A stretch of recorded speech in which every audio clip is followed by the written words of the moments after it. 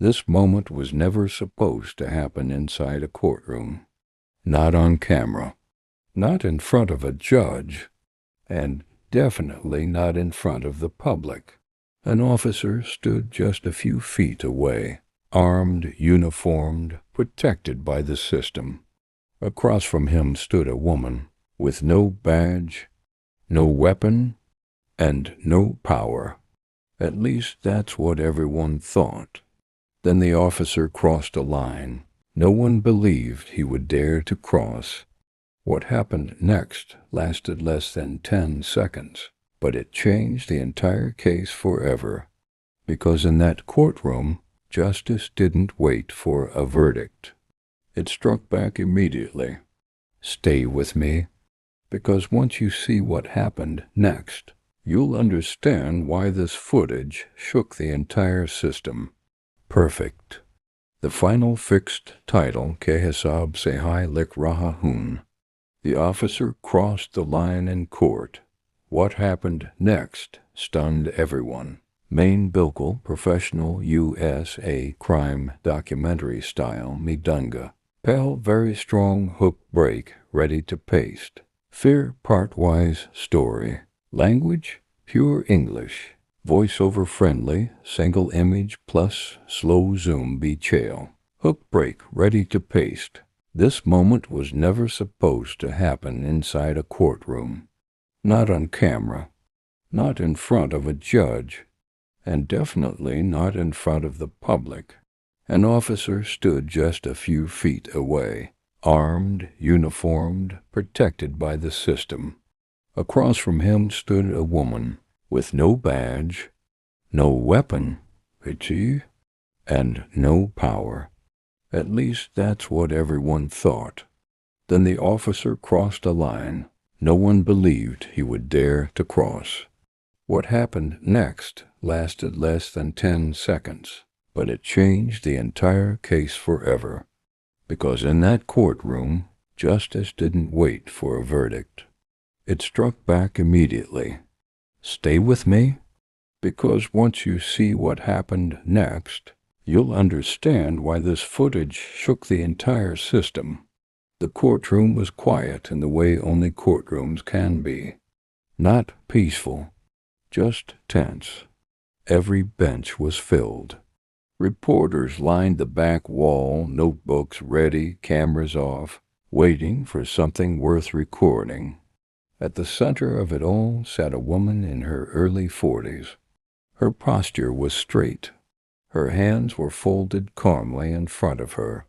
She had been called many things over the past year. Troublemaker, disruptive, difficult. But today she was simply a defendant. Across the room stood Officer Daniel Reeves, 12 years on the force. Multiple COMMENDATIONS. Known as someone who didn't tolerate disrespect. This hearing was supposed to be routine. A brief argument months earlier. A minor charge. A quick dismissal. That's what everyone expected, but nothing about this case had been normal from the beginning. The incident that started everything, it began outside a city council building. A public meeting. An open forum. Citizens were allowed, encouraged to speak. The woman had stood up calmly at first and questioned a police budget increase. She quoted numbers. She asked why misconduct settlements were rising. No yelling. No insults. Just questions. That was when Officer Reeves approached her. Witnesses. Later, said his tone changed instantly. Step away from the microphone, he ordered. She asked why. That single word, why, would follow both of them into this courtroom. Charges that didn't add up. The police report said she was aggressive, that she refused lawful orders, that she posed a potential threat, but video footage showed something else. She never raised her voice, never stepped forward, never touched anyone. Still, charges were filed. And now, months later, everyone was here to finally put the issue to rest. Or so they thought. The warning no one heard. As the judge entered, Officer Reeves shifted his weight. His jaw tightened. His eyes never left the woman. Court officers noticed, but said nothing. After all, he was one of them. The judge began reviewing the case. That's when the woman's attorney asked for the body cam footage to be referenced. The room stirred. Officer Reeves stiffened, because that footage was never supposed to be part of today's discussion. A question that changed the atmosphere. The attorney spoke calmly. Officer Reeves, did the defendant ever make physical contact with you? Reeves hesitated, just for a moment. No, he said. The attorney nodded. And did she threaten you in any way? Another pause. No, that should have ended it. But then the woman spoke. She raised her hand slightly. Your Honor, she said, I'd like permission to address the officer directly. The judge looked surprised, then nodded. And that's when the tension snapped. The line gets crossed. The woman turned slowly toward Officer Reeves. Her voice was steady. Why did you lie in your report? Gasps rippled through the room. Reeves stepped forward. The bailiff moved, then stopped. What happened next was never written into the transcript, because it wasn't supposed to happen at all. When authority lost control, the question hung in the air. Why did you lie in your report? For a brief second, no one moved. No one spoke. Then Officer Daniel Reeves laughed. Not loudly, not aggressively, just enough to let everyone know he didn't think the question deserved respect. You need to sit down, he said. His voice wasn't directed at the judge. It was directed at her. The woman didn't sit. She didn't raise her voice either. I'm asking because the video shows something different, she replied. That's when Reeves took another step forward. Too close. Courtroom protocol requires distance. Boundaries, restraint. He ignored all of it. The first warning, the judge leaned forward. Officer Reeves, he said calmly, maintain your position. Reeves didn't respond. His eyes were locked on the woman now. You don't get to accuse me in my own courtroom, he snapped. The judge raised his voice. That's enough. But the damage was already done, because Reeves wasn't acting like a witness anymore. He was acting like an enforcer. The moment everyone missed, security footage would later show something critical. As Reeves stepped closer, his hand brushed against his duty belt, not reaching for a weapon, but enough to trigger alarm. The woman noticed it too. Her attorney stood up immediately. Your Honor, I object. Reeves cut him off. Sit down, he barked. That was the moment. The courtroom stopped being a courtroom and became something else entirely. The judge tries to intervene. Officer Reeves, the judge said sharply, step back, now. For the first time, Reeves turned his head, just slightly, enough to acknowledge the judge. But he didn't step back. Instead, he did something no one expected him to do. He reached out and grabbed the woman's wrist. Shock before sound. The sound came later. At first, there was only shock. A uniformed officer laying hands on a civilian inside a courtroom. Gasps, shouts, chairs scraping against the floor. The bailiff moved forward. But before anyone could react, the woman pulled her arm free. Fast, instinctively, her elbow came up. Not wild, Not emotional, controlled, precise. It connected with Reeves' jaw. Hard. 10 seconds that changed everything. Reeves staggered back.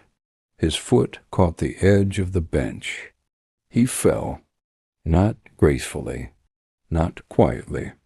The room exploded. Someone screamed. Someone else shouted for security. The judge stood up, shouting orders. Order, order in the court. But it was too late, because everyone had seen it. An officer, a trained authority figure, was on the floor, and the woman he tried to intimidate was still standing. The freeze. For 3 seconds no one moved. Not the bailiff, not the judge, not even Reeves. Then Reeves groaned. He tried to sit up. Blood trickled from the corner of his mouth. The bailiff rushed forward. Court officers surrounded Reeves immediately. But something strange happened. They didn't rush toward the woman. They hesitated, because now the question had changed. Who was the aggressor? The judge's decision. Clear the courtroom, the judge ordered. Now, reporters were escorted out. Phones were confiscated.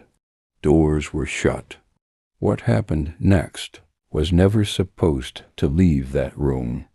But it did, because someone forgot about the cameras. The body cam nobody reviewed. Reeves' body cam had been on. Department policy required it. He had forgotten. The footage captured everything. The step forward, the grab, the strike, every second. Later analysis would show the woman reacted within half a second. A defensive response, not an attack. The aftermath inside the courtroom. Medical staff arrived. Reeves was helped to his feet. He avoided eye contact. The woman stood silently beside her attorney. Her hands were shaking now, not from fear, from adrenaline. The judge addressed her directly. "Did you intend to strike the officer?"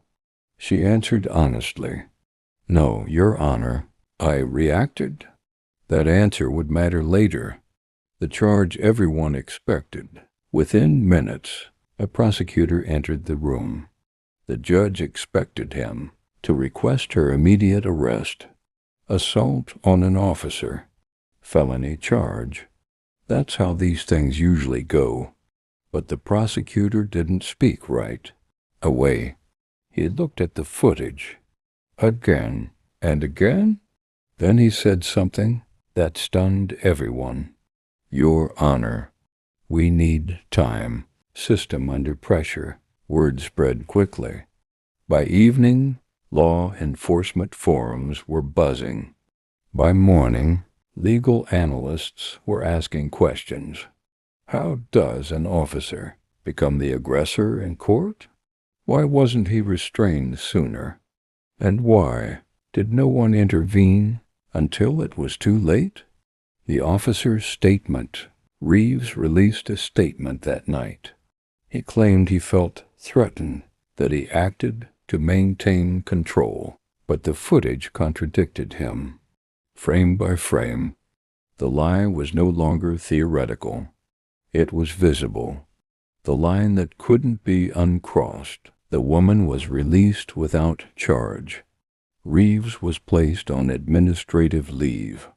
But the real damage was just beginning, because now the public had questions, and the system didn't have good answers.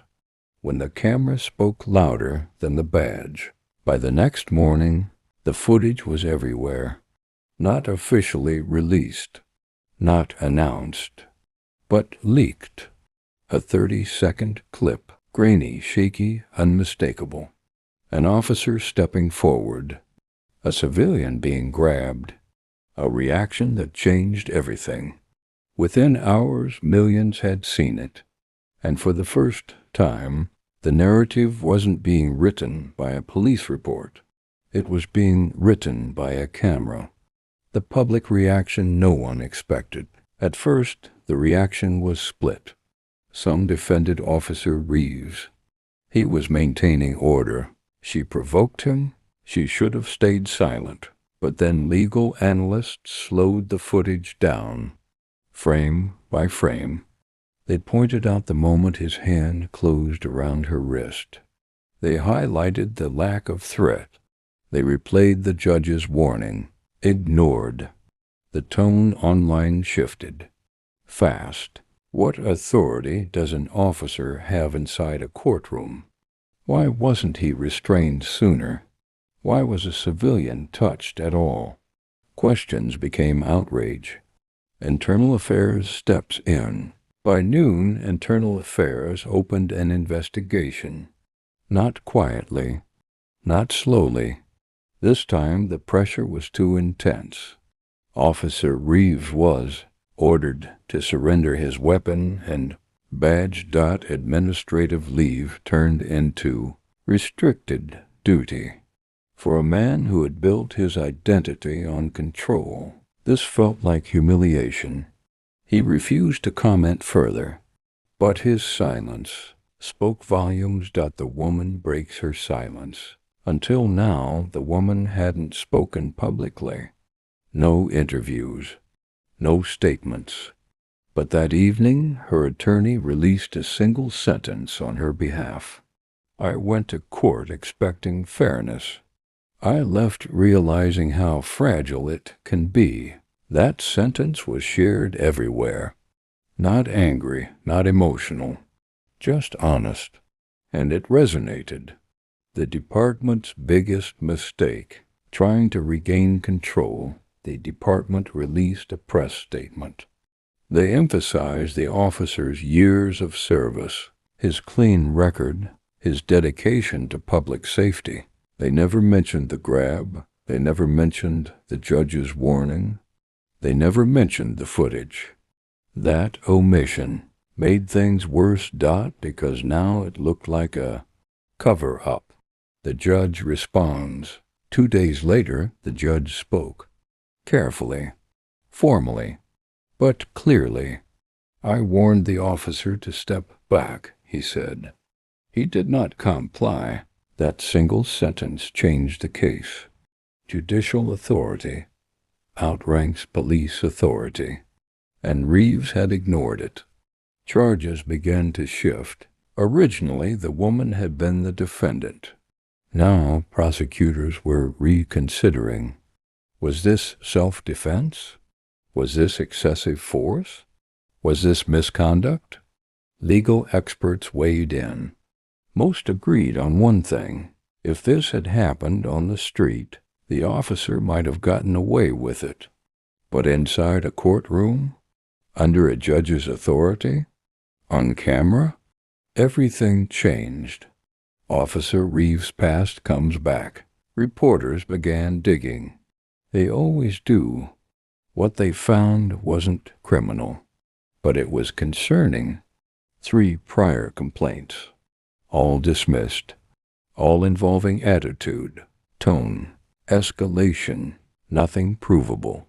Until now, because this time there was proof. The body cam review. Internal Affairs reviewed the footage officially, not just the leaked clip, the full recording, audio included. It captured Reeves muttering under his breath. It captured the warning from the judge. It captured the grab. The conclusion was unavoidable.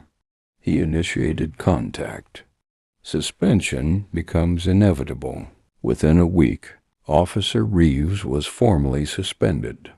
Without pay. A rare move.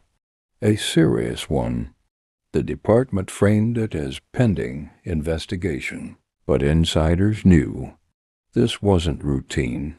This was damage control. The woman is cleared. All charges against the woman were dropped. Formally, publicly, the prosecutor stated, after reviewing all available evidence, we find no basis to proceed. She walked free, not victorious, not celebrated, just relieved. A career on the brink. Reeves' attorney released a statement claiming, "The officer acted under stress, but stress isn't a defense for violating courtroom protocol, especially not on camera, especially not after a warning." A shift in power. Something subtle happened over the next few days. Police unions went quiet. Departments stopped commenting. They were watching, because this case wasn't just about Reeves anymore. It was about what happens when authority is challenged and the camera doesn't blink. The question that wouldn't go away. One question dominated every discussion. If this hadn't been recorded, what would the report have said? And how many times had that already happened? The verdict that nitrogen monoxide 1 saw coming. The investigation moved faster than anyone expected. Usually cases like this stall. Paperwork drags on. Attention fades. But this time the pressure never let up. Every decision was being watched. Every delay questioned, because the footage had done something dangerous to the system. It removed doubt. The internal report. Internal Affairs completed its review in less than 3 weeks. Their findings were blunt. Officer Daniel Reeves had ignored a direct judicial warning, violated courtroom protocol, initiated physical contact without justification, escalated a nonviolent situation. In simpler terms, he crossed the line, not emotionally, not accidentally, procedurally, legally. The recommendation, the report recommended termination, not suspension, not retraining, termination. For a 12-year officer, that was devastating. Police unions pushed back quietly, but they didn't go public, because this time they couldn't argue the facts. The footage spoke for itself. The officer's last defense. Reeves was given one final chance to respond.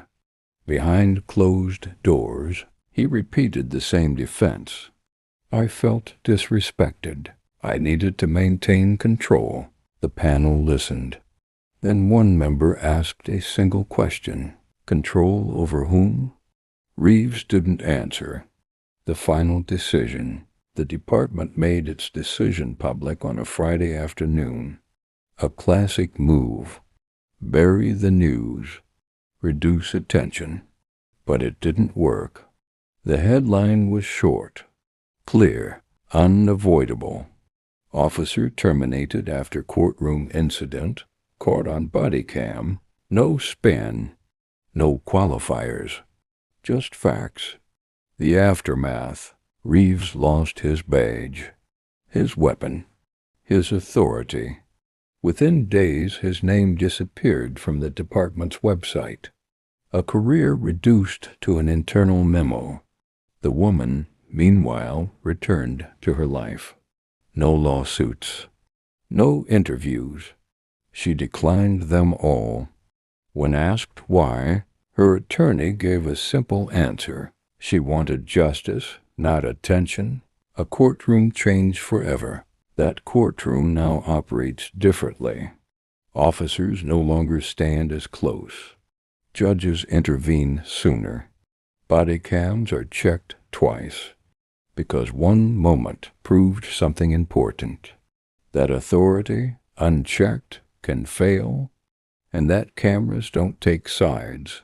Why this case matters. This wasn't about a punch. It wasn't about embarrassment. It was about accountability, about what happens when power assumes immunity, and what happens when evidence refuses to disappear. The final truth. If there had been no camera, no footage, no recording, this story would have ended very differently. A report would have been written.